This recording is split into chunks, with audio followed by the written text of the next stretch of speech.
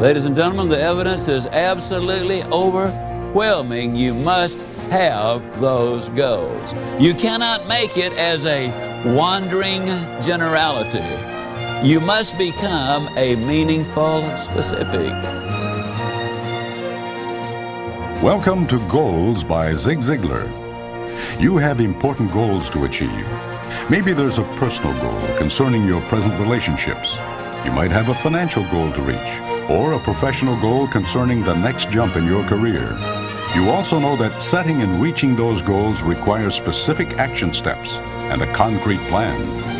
So why don't more people set goals? So many millions of people have been conditioned to believe that there is no use in setting goals because over a period of time, nothing good is going to happen to them anyhow. They've been told a lot of times that you cannot do things, don't expect it. The input basically has been negative. You're about to receive plenty of positive input. Real-world success stories that show conclusively goals do work. But we won't stop there. You'll hear step-by-step instructions that will show you exactly how to set and get whatever goal you desire. Somebody once said that failure is the line of least resistance. Success occurs when opportunity meets preparation. I believe that is true. Get prepared to start receiving the rewards, the dreams, and the desires you've always wanted. Goals do work. And with Zig Ziglar as your teacher, you can't help but achieve every goal you set.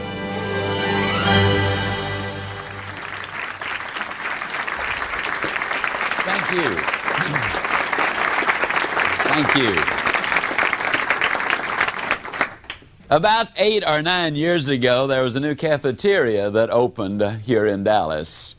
And I like to eat in cafeterias because I can choose exactly what I want and I can see what I'm about to eat. So I was excited about this one because it was a new chain of cafeterias and give us a new source of eating. Well, the redhead and I rode past it. Now, my wife, incidentally, I refer to her as the redhead. She's a decided redhead, meaning simply that one day she just decided she is going to be a redhead. And when I talk about her, I call her the redhead. When I'm talking to her, Sugar Baby. And her name is Jean. Well, the redhead and I were riding down, and every time we would pass the cafeteria, the line was sticking out the door. Finally, the beautiful day came, no line out the door, we go walking in. When we walked in, we could understand why the line was not out the door because they had snaked it all over the place. We were already parked, so we decided to stay. She and I visited as we walked down the line, had about 30 people in it.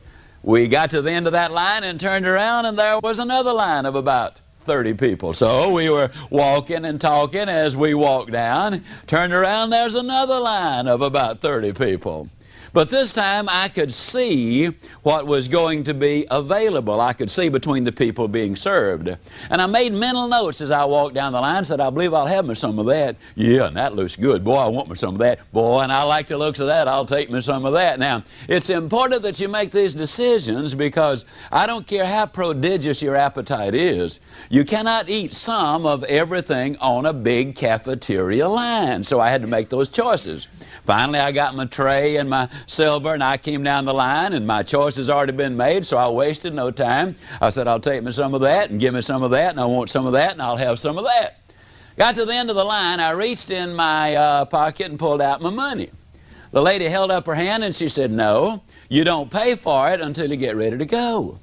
I said, you mean to tell me you're going to let me eat all of this food and not have to pay for it until I get ready to go? She said, yeah, that's just the way we do it. Well, I can't tell you the number of times I've thought about that because, you see, in one sense of the word, that is exactly like life, the cafeteria line is. In life, we have an incredible assortment of choices of the places we can live, the things we can do, the foods we can eat, the occupations we can follow. An incredible number of choices. That's the way the cafeteria line is. Life is just like that. But on the other end of the scale, life is 180 degrees apart from the cafeteria line. In the cafeteria, you eat and then you pay. But in the game of life, you pay and then you eat. You go to school, you study your lessons, you pass the grade. They move you up to the next grade until you graduate from high school.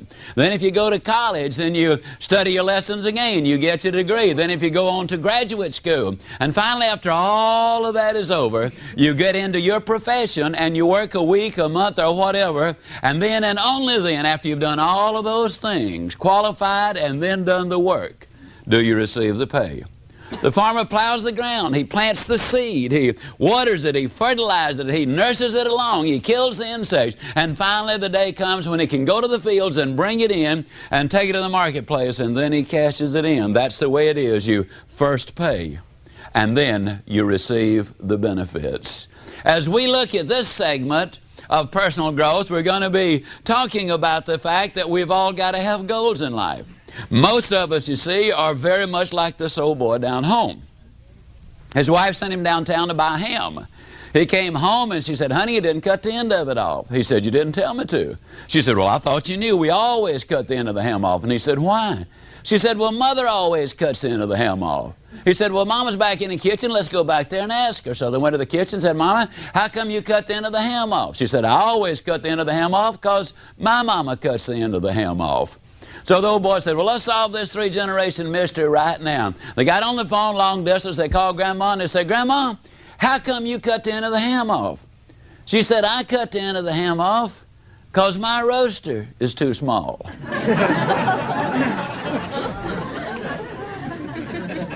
Now, Grandma had a reason for cutting the end of the ham off. But the question is, do you have a reason? The reality is that 97% of the people in our society do not have clearly defined, written down goals for their lives. Now, there are four basic reasons they don't have goals. And the first reason actually is because of fear, spelled, of course, F-E-A-R. And this forms an acrostic for false evidence appearing real. So many millions of people have been conditioned to believe that there is no use in setting goals because over a period of time, nothing good is going to happen to them anyhow. They've been told a lot of times that you cannot do things, don't expect it. The input basically has been negative. Chad Helmstetter, in his book, What to Say When You Talk to Yourself, points out that the average 18-year-old has been told 148,000 times no, or you can't do it. 77% of our self-talk is negative. Dr. J. Allen Peterson, in his book, The Myth of the Greener Grass, points out that one computer study revealed that over 90% of the daily input in our minds is of a negative nature. And so a lot of people, therefore, simply do not set those goals. They've accumulated some false evidence, but it appears real, and they act accordingly. Because if it appears real, as a practical matter, it has the same impact as if it were real. For example, I could go into any city, just about anywhere in the world, with nothing but my handkerchief that I have in my hand, and I could rob a bank with my handkerchief in my finger. All I'd have to do is put the handkerchief across my face, put my finger in my coat pocket, aim at the teller, and say, "Give me your money." The evidence would be false. It would appear real. And that individual would handle it as if there were a real gun in there. Now, I'd walk out with the money. I might get shot on the way out, but at least that teller would surrender that money. You might have seen this. A young Cuban hijacked a plane to Cuba using nothing but a bar of soap. He put the bar of soap in a box. He said to the captain of the aircraft, "This is a bomb. Let's go to Cuba." They went to Cuba. The evidence was false. It appeared real. The thing about life, the thing about nature is this. Oliver Wendell Holmes years ago said, "The great tragedy in America today is not the waste of our natural resources, though that is a great tragedy." He said the real tragedy is the waste of our human resources. And the average individual will go to their grave with their music still in them. You see, man and nature are 180 degrees apart. We use up nature's natural resources by using them up. We use up man's natural resources by not using them at all. Fear keeps a lot of people from setting goals. The second thing that keeps a lot of people from setting goals is because they have such a poor self-image. They cannot imagine in their wildest imagination them becoming college graduates, getting the superb job, living in the nice home, winning the ideal mate. They cannot imagine themselves being financially successful or secure. Their image simply will not let them get there. Now understand again that we perform in accordance with the image or the picture we have planted in our own mind. Positive thinking will not work for the individual who is negative on himself. You got to have that positive image, that good self-image of yourself. One of the most amazing stories, which I believe really epitomizes what I want to say about this, is the story of Tom Hartman. On January the 28th, 1979, Tom Hartman attended a seminar up in Oklahoma City, Oklahoma. It was an all-day seminar. Later, I got a letter from him. Since then, he and I have become friends. We've corresponded a number of times, visited a number of times. And the gist of the story is this. He attended that seminar that day because his brother had an extra ticket. That was Tom's day off. There were about 1,500 or 1,600 other people there. Tom sat in the very center of the audience. In his first letter to me, he said, you know, Zig, as I sat there, I hadn't been there 3 minutes before I realized I was in the wrong place. You were in front of this audience saying some wild things, like you can go where you want to go, you can do what you want to do, you can be like you want to be. And I thought to myself, oh, brother, is that a bunch of baloney? I'd heard guys like you before. And to be honest, he said, it made me a little uncomfortable, and I looked around for a way for me to easily get out of there in case it got any worse, which is exactly what it did. It wasn't 3 more minutes when you actually had the gall to look at that audience, to all of us, and say, God loves you, and He wants the best for you. And I knew that was a bunch of baloney, and I really looked around for a way to get out, but there I was, stuck right in the middle. 1,500 or 1,600 people, and there was no way I could get up without creating a disturbance. So he said, I looked at my watch, and I just decided I would get out of there at the first break, and that would be the end of that. A few minutes later, you even made some reference to the fact that we were going to be dead longer than we were going to be alive, and therefore we needed to be setting those really long-range goals. Was it long when you had the audacity to say to us that man was designed for accomplishment? He's engineered for success. He's endowed with the seeds of greatness. Now when you said that, Zig, he said, I looked down and I thought to myself, well, it's at least partially right, because I was looking at a 63 1/2 inch waistline and 407 pounds of bulk. He said, I was coming off a devastating divorce. I had a job only because my employer was my friend, not because I was actually earning the money. Hadn't been to church in many years. I was so broke that every Friday night I was writing a hot check so I could get something to eat, and I would pick it up on Monday morning. This, as I said, was about 10 years ago. And he said, there you were saying all of those things. And I don't really know, Zig, what it was that you said. But somehow or other, something rang a bell in my mind. And I don't know whether it was because of the repetition or because somebody behind me said, that's right, or reinforced you in some way. But I reached over and I got my pen and I started to take notes on my yellow pad. Said, Zig, I took notes all day long. When I got through for the first time in my adult lifetime, I saw just a glimmer of hope. I so desperately wanted to get your set of tapes on motivation, but I did not have a dime to my name, and my brother, bless his heart, he loaned me the money. I went home that day and I listened to those tapes. That evening, 7 hours. I'd listen to you live 7 hours, now I listen to you 7 hours on tape. The next morning, I came in and the first thing I did was tell my boss that he no longer just had a friend on the payroll, that he now had an employee. And old Tom kind of grins and he said, I even told him I was going to start carrying my own weight. Now he said, Zig, you know, at 407 pounds, that represented a pretty substantial statement. He went over to Oklahoma City University that afternoon and enrolled in a couple of courses in psychology. He was already taking a couple of courses in history, and he decided to switch over so he could learn something about himself and something about his fellow man. The next day he went down to the Nautilus Health Studio. He decided to do something about his miserable physical condition. Then on Thursday he went down to one of the men's stores and laid aside about $700 worth of clothes with a minute down payment. When the owner of the store saw him buying size 47 coats and 39 slacks, he went to him and he said, "Mr. Hartman, who are you buying the clothes for?"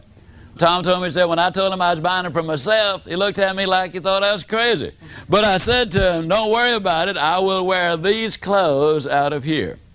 Tom Hartman said, "You know, Zig, somebody might resist you once or twice or a dozen times. But when you keep telling them that you are important, that you are somebody, that you do have ability, that you can do things with your life," he said, "I just believe eventually that it will get through." And he kind of grins and he says, "Isn't it amazing? A message can go around the world, 24,000 miles in less than a tenth of a second. And then sometimes it takes years for it to go that last 1/8 of an inch." But he said, finally the message got through to me. I was listening every day. And as a matter of fact, Zig, he said, "I've listened to your tape so much that if you ever get a sore throat, don't you dare cancel the engagement. You just call me," because he said, "I can deliver it verbatim." He said, "I've even got the same accent," if you can imagine him accusing me of having an accent. Well, he said, "You know, Zig, I had been on the program about 6 weeks. Never forget it. I was in a store getting my food, and there was a little 4-year-old girl in there with her mother. And those of you who were ever 4 years old, or if you have 4-year-olds, you know there's one thing about a 4-year-old: when a thought pops in the mind, it pops out of the mouth uncensored. I mean, you get truth, pure truth, out of the mouth of a 4-year-old. Well, in a voice that you could hear halfway between Dallas and Fort Worth, this little 4-year-old screamed out, "Mama, look at that fat man." And Tom said, "I turned around to see where he was." And he said, then it dawned on me she was talking about me. And he said, "I thought that was the funniest thing I'd ever heard in my life." He said, "I laughed until I literally cried." And then he said, "I shed a different kind of a tear." Because he said, for the first time in my adult lifetime, I really knew and knew that I knew that I was going to make it. He said, that was reinforced about a month later. I'd been to the movie. I was on the way back to my car. I was in no hurry. I had nowhere to go, nothing to do when I got there. And we've all done this as we amble down the street with no direction in mind, no hurry involved. He saw a display in a window. And though he was not really interested in the display, he ambled over and he started looking at it. And Tom said, "You know, Zig, I don't know whether I was there for 1 minute or 10 minutes. But he said, all of a sudden I became aware of the fact that I was not by myself. Some big dude was looking over my shoulder," and he said, "I whirled around." And of course there was no one there, because Tom Hartman had been looking at his own image, which he no longer recognized. A good friend of mine before his tragic death, John Kozak from Dunedin, Florida, brilliant young psychiatrist, said that at that specific moment, Tom Hartman was no longer obese. Though he still weighed over 360 pounds, he was no longer obese, because he no longer saw himself as an obese person. The basic problem with crash diets, according to Dr. Kozak, is that they will take the weight off your body. That's relatively easy. But then that individual lays down at night in the dream, and they dream as an overweight person. And the body goes to work to complete the picture the mind has given it. Tom Hartman no longer saw himself as an overweight person. Now, what's the end of the story? Well, of course, the story hasn't ended yet. But Tom Hartman graduated magna cum laude with his degree in psychology. He's working on his doctorate. Tom weighs a little over 200 pounds, which is about what he should weigh. He's about 6 feet 3 inches tall and has a very large frame. He teaches a Sunday school class every Sunday. He's in business for himself. And I give you the story in such great detail because I believe that when you analyze it, here was a man who was physically bankrupt, spiritually bankrupt, he was socially bankrupt. From a family perspective, he was bankrupt. He was bankrupt in every important area of life. And yet, because he became involved in the development of a good self-image, he got involved in setting those goals, and the results were absolutely spectacular. You got to have goals. The third reason that 97% of the people don't have goals is basically they have never really been sold. Now that's my prime function in this particular segment, is to sell you on having your goals, and that is exactly what I'm going to do. By the time this recording is over, you will in fact be sold on the absolute necessity of having goals. I am so confident that you're going to be sold that I'm going to tell you that before you go to bed tonight, you will have started taking the important steps to setting your own goals. I'll even go further than that. If you don't write some of your goals down this very evening, you might as well not go to bed as far as sleep is concerned, because you are not going to be able to go to sleep. Let me say that again. If you don't write them down, you're not even going to be able to go to sleep. You absolutely must have goals. Now, I want to stress, goals work for individuals, they work for families, they work for companies, and they work for nations as well. The basic problem that we face is this. Most people, when they're busy working on the job, they get to thinking, you know, I really ought to be spending more time with my family. And then when they're spending time with their family, get to think, you know, I really ought to be out there working for my family. And when they're out there working with their family or for their family, the mind is back home. And when they're back home, their mind is back out there in the field. Then they tell everybody, well, I don't ever have time for anything. No wonder you're always traveling. You see, the truth is, most people, when they're at work, their mind is at play. When they're at play, their mind is at work. So they're neither working nor playing. Wherever they are, that is wasting time, any way you look at it. Now, one of the beautiful things about having goals and directions is the fact that you will be able to work when you work and play when you play. I will not suggest that you work harder. As a matter of fact, by the time we get through, you will probably end up working less. But when you're on the job, you will be on the job. You will be working infinitely more effectively when you work in this manner. And you will have that balance of life. We say it so many times in so many different ways. There's a difference between standard of living and quality of life. And we're going to be looking at quality of life because that's the significant thing. 1953, Yale University did a study of their graduating seniors. They discovered that of those seniors, only 3% of them had taken all of the steps necessary to set their goals. That is, they had identified exactly what they wanted and written it down. They had spelled out why they wanted to reach these goals. They had listed the obstacles they had to overcome in order to get there. They had identified the people, the groups, and the organizations they needed to work with in order to get there. They had identified what they needed to know to reach that goal. They had developed a plan of action to reach that goal. And finally, they were able to put the date on it as to when they expected to get there. Only 3% of the graduating seniors had taken all of those steps. An additional 10% had taken 5 of those steps, but 87% of them, beyond identifying that they wanted to be a doctor or a professor or an attorney or whatever, really had not done that much towards goal setting. Now, please understand, everybody has goals. One of your goals, for example, if you're in your car listening to this recording, one of your goals was to listen to this recording. Everybody has goals. But we want to get a little more involved in that. We really want to get involved so that we know exactly what we're doing and why we're doing it, and we can get much better results. 1973, they did another study on those seniors who had graduated from Yale. And in the 2 areas which they could measure, that is their financial accomplishments and their career accomplishments, the 3% who had taken all of the 7 steps had accomplished more than the 97% who had not.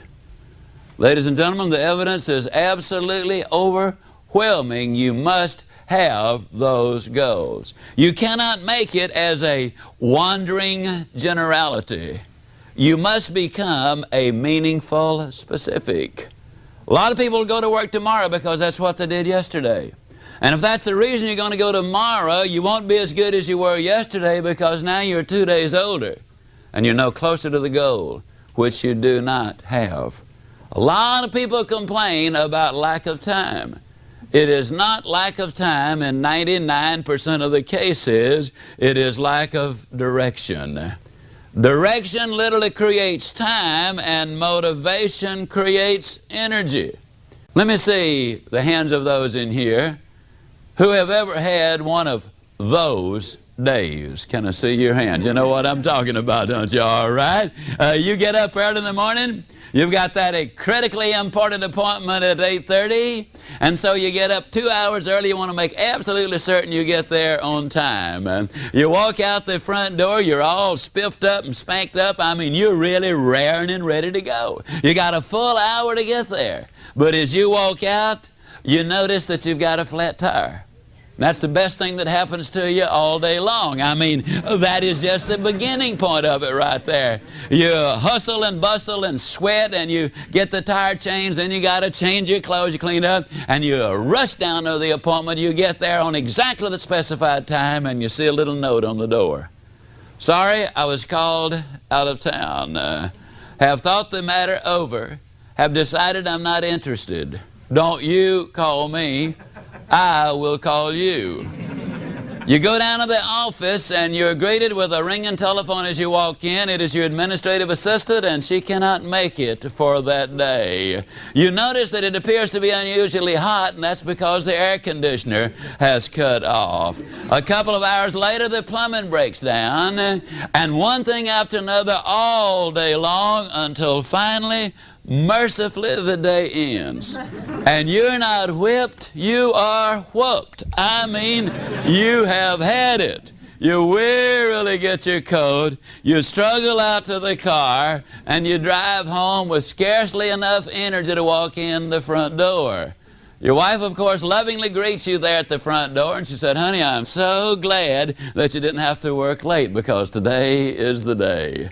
Today is the day for what? Oh, honey, don't tell me you forgot it. You know, we planned on this for the last 3 weeks. We planned on what? Today is the day, honey. Don't you remember today is the day we clean the garage? Oh, honey, not today. I couldn't put one foot in front of another, honey. I just don't have any. Oh, honey, it's not going to take that long. I'm going to help you. It won't take more than 2, 3, 4, 5 hours. Absolute maximum. Oh, honey, I just can't. Not today. I just ain't up to it. I don't have any energy, and the telephone rings. Voice at the other end says, "Hey, partner, I've got us a tea time over at the country club in 17 minutes. We've got time to get in 9 if you feel like playing." If I feel like playing, man, I'll be there in 10 minutes. And everybody here agrees with exactly what I'm saying, don't you? The answer is yes, isn't it? Okay. Now, I want to tell you something, ladies and gentlemen. We've got plenty of energy to do the things we really want to do. But as I often say, life is not easy, life is tough. But when you're tough on yourself, life is going to be infinitely easier on you. And I'm going to tell you that when you do the things you ought to do, when you ought to do them, the day will come when you can do the things you want to do, when you want to do them. A lot of people say, "Well, I just don't feel motivated to do something." Well, you got it backwards. You do the something and then you will feel motivated to do it. Motivation literally follows the action. Motivation creates energy.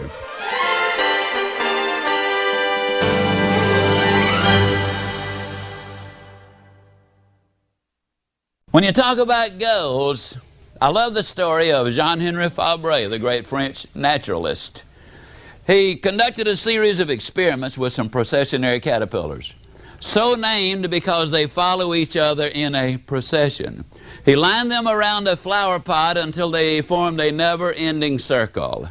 He put some pine needles in the center of the flower pot, that is the food of the processionary caterpillar. They started going round and round and round, 24 hours a day, 48 hours in a 2-day, 72 hours, and then they kept going on and on for 7 full days and 7 full nights. They went round and round and round until they literally dropped dead from starvation and exhaustion. With an abundance of their favorite food less than 6 inches away, they had starved to death because they confused activity with accomplishment. A lot of people do exactly the same thing. I don't know where you live, but I can tell you something about your town. And I can tell you about somebody who's in the same business that you are. Some of them are doing exceptionally well, and some of them are not doing good at all. And I don't care what that business is. It's not the location. It is not our abilities. But basically it is because of our thinking and our direction that definitely is going to make the difference. There are so many people, you see, who never really get those directions in life. You've seen them in every company. They will come in and you watch them all day long. They're almost hyper. They're here and they're there and they're everywhere else. I mean, they're busy, busy, busy. But at the end of the day, you will still see a full desk and no evidence that they've accomplished anything, because they really don't have direction. The most outstanding example of goal setting that I have ever heard of has to do with the Japanese. In 1950, a war-torn, devastated Japan, a nation which had lost a higher percentage of its young men to war than any nation in the last 100 years, cities had been bombed out. They have no real natural resources. They have no iron ore. They have no coal. They have no oil. But in 1950, the leaders of government and business and industry got together. And they said, let's set a goal. Let's become the #1 nation in the world in the production of textiles during the 1950s. And they made it. In 1960, they set the impossible goal. And that was to become the #1 nation in the world in the production of steel. Now, in order to do that, they got to build the steel mills. They've got to import the iron ore from thousands of miles away. They've got to import the coal and the oil from thousands of miles away. They've got to manufacture the steel. Then they've got to ship it thousands of miles to its market and undersell its competition. Impossible. But the Japanese in this case did not look at what they did not have. They looked at what they did have, a willingness to work, and they worked hard. They reached their goal. In 1970, they set another goal. They said, during this decade, let's become the #1 nation in the world in the production of automobiles. They missed it by 1 year. It took them until 1980, when their plant became the largest and #1 producer of automobiles in the world. In 1980, they set another goal. They said, during this decade, let's become #1 in the production of electronics and computers. And all you've got to do is go to Videoland, and all you've got to do is look at the computer world today, and you can see exactly what they are doing. Because goals do work, whether it's for the individual, the family, or the company, or the nation. I'm absolutely convinced that we have a real threat unless we have our goals more firmly in place, and that is to remain strong so we will remain free. Goals absolutely work. I love the story of Sir Edmund Hillary. You might have heard it. Sir Edmund Hillary, you know, was the first man to scale Mount Everest, the tallest mountain in the whole world. Can you imagine him climbing down off that mountain? And one reporter comes up to him and said, "Tell me, Sir Edmund, how'd you climb the tallest mountain in the whole world? How did you do it?" Do you think for one moment he said, "Well, I was just out walking around."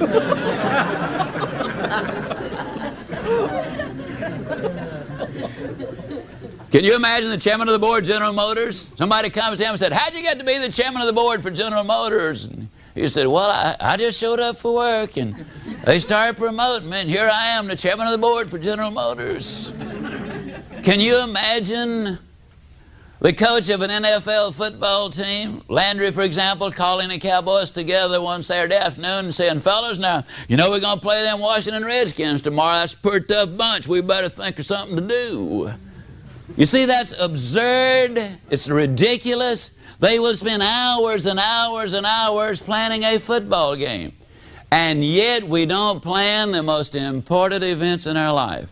Too many Americans spend more time planning the wedding than they spend planning the marriage.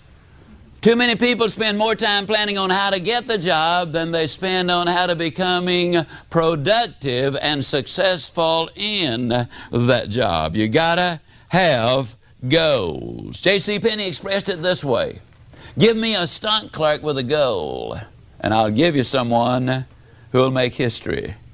But he said, you give me someone without a goal, and I will give you a stock clerk. You gotta have goals, that's for sure. I don't know if the name Howard Hill rings a bell with you or not. Howard Hill was a good Alabama boy, and he was an archer. He entered 286 archery tournaments. He placed first 286 times. He killed a Cape buffalo, the toughest game animal alive to bring down. He killed it with a bow and arrow. He killed a Bengal tiger with a bow and arrow. He killed a lot of game animals with a bow and arrow. As a youngster, I have seen newsreels of Howard Hill from a distance of 50 feet, where he would literally split the bullseye dead center, and then he would take the next arrow and split that dead center. An incredible demonstration of skill. He killed an 18-foot shark under 15 feet of water. Or was it a 15-foot shark under 18 feet of water? I know it was a great big one in his way down there. I do know that. Howard Hill was an incredible marksman. Now, I have never shot the bow and arrow professionally, but I am an instructor par excellence. That means I'm good. That means I'm real good. As a matter of fact, I am so good as an instructor that I could take anyone in this live audience this evening, or anyone who will ever hear this recording, and if your eyesight is good and your health is good, I could spend 20 minutes with any one of you, and at the end of the 20 minutes, I would have you hitting the bullseye more consistently than Howard Hill could have hit it the best day he ever had. Provided, of course, we had first blindfolded Howard Hill. And turn him around a couple of times so he'd have no idea which direction he was facing. And you kind of snicker to yourself, especially those I imagine who are listening to this recording, as you say to yourself, well, Ziglar, that's true, of course, but it sure is a silly example. Why, how on earth could anybody possibly hit a target they couldn't even see? That's a pretty good question. Here's one even better. How can you hit a target you don't even have? Have you got your targets? Have you written them down? Have you spelled out the details of why you want to reach those goals in the first place? Have you identified the obstacles you have to overcome in order to get there? See, something stands between what you've got and what you want. If there was nothing between you and your goals, then you'd already be there. You got to find out what those obstacles are. Have you spelled out what you need to know to reach your goals? Have you identified the people, the groups, and the organizations you need to work with in order to get there? Have you devised a specific plan of action in order to get there? And finally, have you put the date on it? Now, the fourth reason that most people don't have goals basically is because they don't know how. Now, I'm going to give you some bad news and some good news, and as you know, you're going to get the bad news first. I mean, I'm not going to give you a choice. You get the bad news first. The bad news is this: if you really get involved in this goal-setting process, it will take you somewhere between 10 and 20 hours to really set your goals. If you really have a complex set of goals, it might take you 30 hours to set your goals. That's another reason so many people never do really set them, because that is a tremendous time investment. Now, that's the bad news. The two bits of good news that go with it. on the absolute authority of several years of personal experience and the experience of many, many people who've been doing this, I can assure you that once you have set those goals properly, you will have created for yourself an additional 3 to as many as 10 hours every week of your life for the rest of your life. Let me say it again. When you discipline yourself to do the things you ought to do, when you ought to do them, the day will come when you can do the things you want to do when you want to do them. The good news is this will give you an awful lot of time to pursue the things which you have a real interest. It will give you control of your time and your activities and your future. The rest of the good news is this. When you learn how to set one goal, you'll know how to set all goals. When you learn how to set a physical goal, you'll also know how to set a mental, a spiritual, a social, a family, a career, and a financial goal. Because there's a procedure. There's a formula for setting all of them. If you can figure out the answer to what 12 times 12 is, you can also figure out what the answer to 2,865 times 9,412 is. If you know the formula, you can come up with the answer. Now, to get you started on goals, let me share a little story with you, which I believe is significant. You see, I think as I tell this story and use this example, I think everybody ought to write a book. I don't necessarily believe you ought to get the book published or make any effort to get it published, but you ought to write a book. And I'll tell you what the title ought to be. What I think you ought to do to get the most out of life. Let me make a strong statement. If my book, See You at the Top, which has now sold 2 million copies counting foreign editions, if this book had never sold a single copy, I would still say this is the most profitable thing that I have ever done if it had never sold a single copy. Now, I'm not only talking about standard of living, but I'm also talking about quality of life when I make that statement. You see, this book really ought to be entitled, What I Think You Ought to Do to Get the Most Out of Life.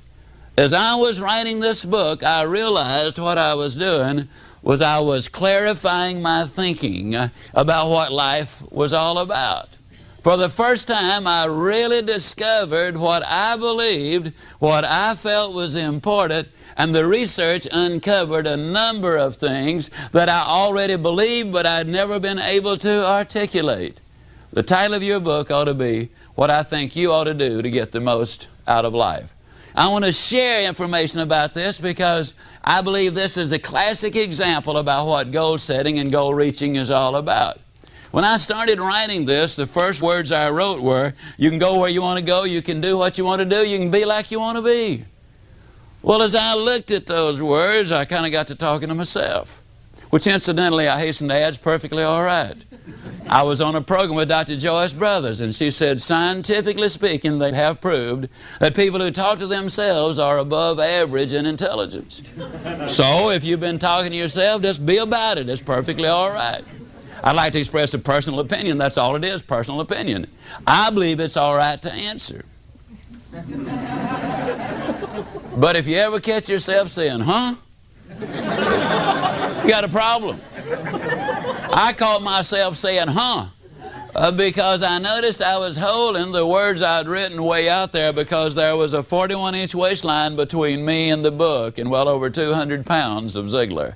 And the thought occurred to me that one of these days I'd be bumping into one of you slender guys or gals, and I could visualize you coming up to me and saying, Ziglar, you believe all that stuff you write? And I was going to say, of course I do. Then I could visualize you saying, do you believe it all? And I was going to say, well, of course I do. Then I could imagine you poking your finger in that 41-inch waistline and saying, Ziglar, do you believe it all? Then I was going to say, well, you know, us authors, we do take a little literary license every once in a while. Ziglar, is that your fancy way of saying you lied about it? Now, hold the phone, friend. Don't call me a liar. People don't like liars. Well, you're at least a hypocrite then, man. Don't call me a hypocrite. People sure don't like hypocrites.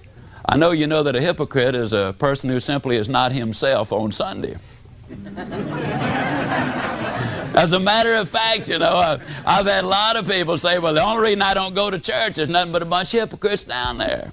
Of course, I always tell them, friend, don't let that stop you. Come on down. We got room for one more. Like I've had people say, well, I'd read the Bible, but I don't understand it. Of course, I don't think it's the part they don't understand that bothers them.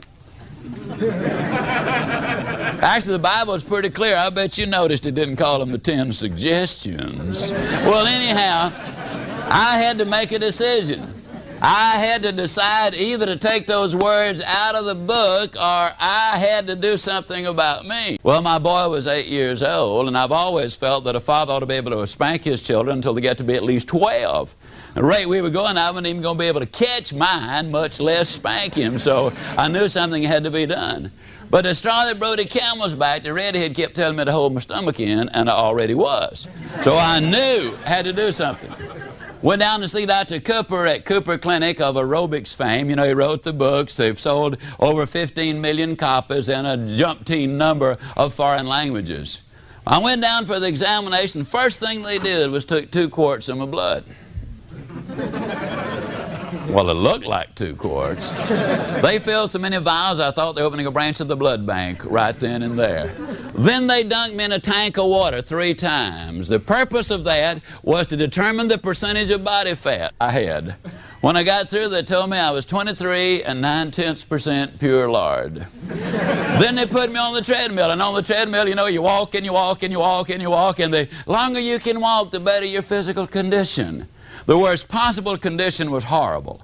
I decided, I just made up my mind, I'm going to stay on it until I at least get into just awful. And I made it by 4 seconds.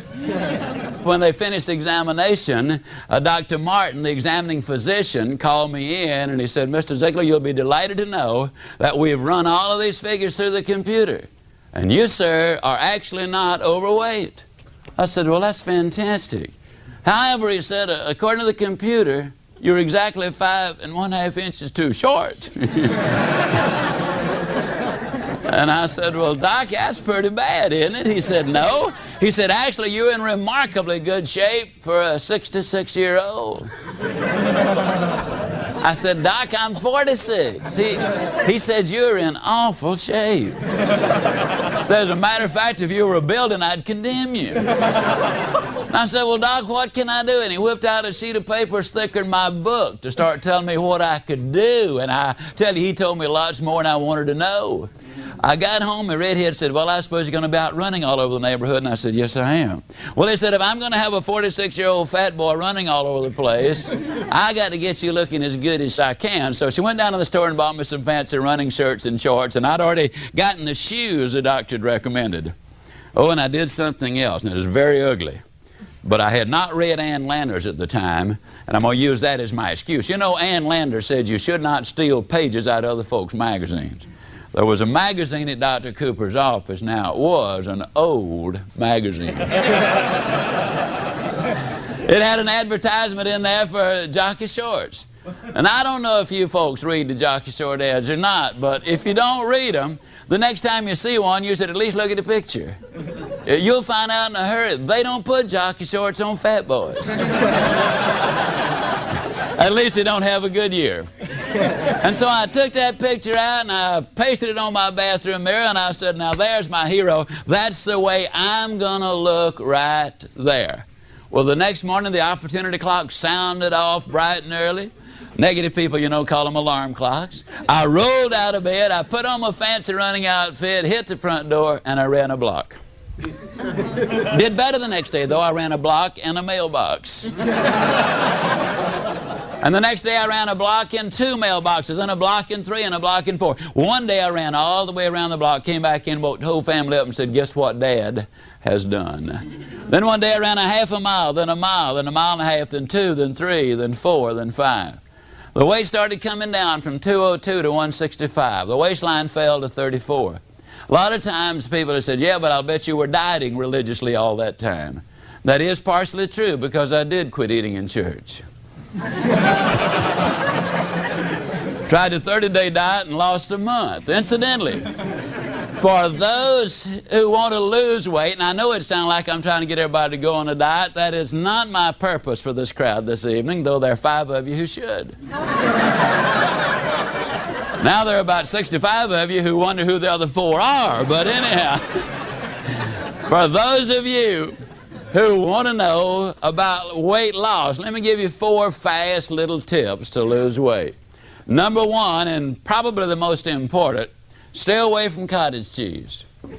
Now, a lot of people don't realize this, but cottage cheese is the most fattening food in existence.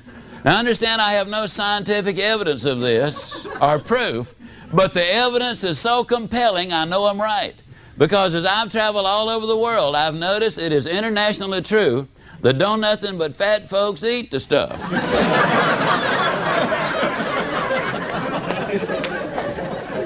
So stay away from cottage cheese. Number 2, get a thorough examination. This is on the serious side.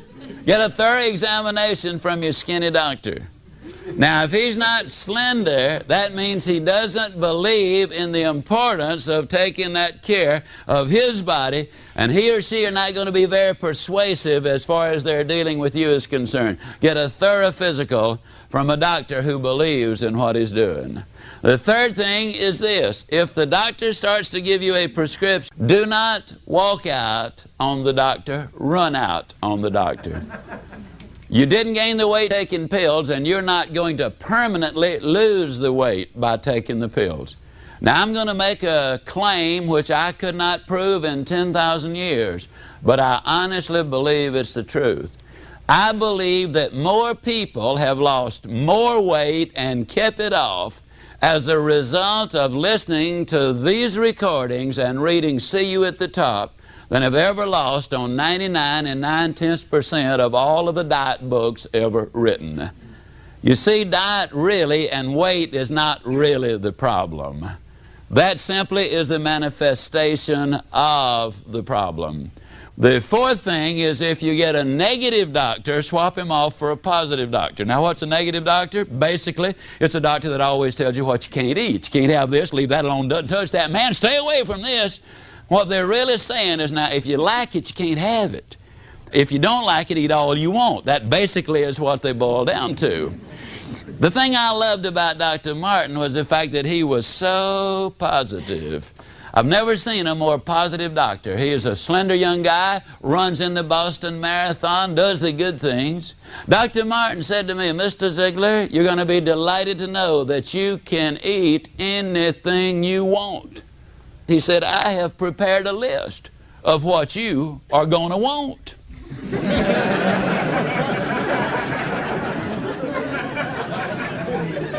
People often say to me, Ziglar, what can't you eat? I don't know what I can't eat.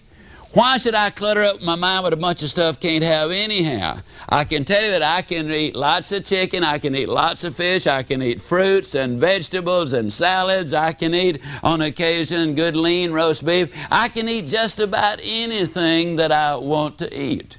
Now, I believe that a combination of diet and exercise to keep the weight off permanently is the key. In December, I injured my back, for example, and there was a 2-month span that I could not jog, and I picked up 8 pounds. See, my body retains ice cream. But when you put them together, the diet and the exercise, now we're on the right track. There are 4 reasons people don't have goals. One is because of fear. The second one is because of their self-image. The third one is they've never been sold, and the fourth one is they do not know how. A number of years ago, Mary Crowley made a statement. She said that one person with a commitment is worth more than 100 who only have an interest. I'm convinced that people who make commitments to reach their goals are the ones who are going to reach them. A number of years ago, a young coach at the University of South Carolina was fired after his first season on his first job. Not only did the head coach say, no more for you here, but he advised him to get out of coaching. He said, let's face it, you just don't have it. But the young coach had set his goal, he had made a commitment, he had said, someday I'm going to coach at the University of Notre Dame. Ohio State gave him a chance, and he was an assistant there for a couple of years. Then William and Mary called him, and he was their head coach. And then North Carolina State University called him, and for 4 years there, he had the best one-loss record they'd ever had. From there, he went into the pros and coached the New York Jets for a season, but he really missed coaching the young men and helping mold their character. And then University of Arkansas called him and had a phenomenally successful career there. He built the best one-loss record they had ever had. He went to the Orange Bowl, I believe it was in 1979. And before he went down to play the University of Oklahoma, the media had speculated that it would be a mismatch, that Oklahoma simply was too powerful. To compound the problem, 3 offensive players, as a matter of fact, the entire offense of that Arkansas team, were caught with a woman in the room. They explored, investigated, discovered that it was absolutely true, and the coach immediately dismissed all 3 players. The media again speculated that what he should do is decline the invitation of the Orange Bowl, let somebody else accept the invitation who would be a worthy opponent for the Oklahoma team. But the coach was a committed man. He looked at what he did have left and didn't worry about what he did not have.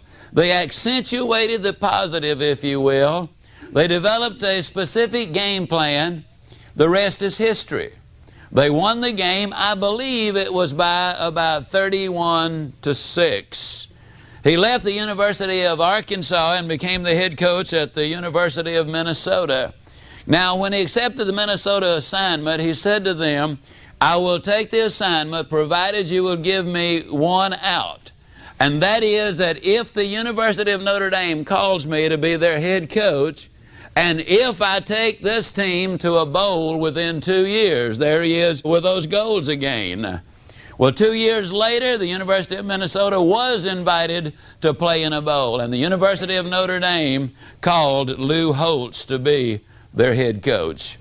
Now, the interesting thing is this: they called him to be their head coach the day he dismissed those 3 players from his team when he was at the University of Arkansas several years earlier. Now, they made their decision then. They didn't put the call into him. But when that happened, they said, here is a man who is interested in building character and developing leaders. There's the man we want to be our coach the next time we have an opening as the head coach at Notre Dame University. I happen to know Lou quite well. We've been on seminars together, we've corresponded together, we've spent a little time together. He said that there never was any doubt in his mind about dismissing those players. It was the right thing to do. What I'm saying is this: when you've got a solid base with a solid commitment and solid objectives, you've got a much better chance of reaching your goal. But it does take those commitments.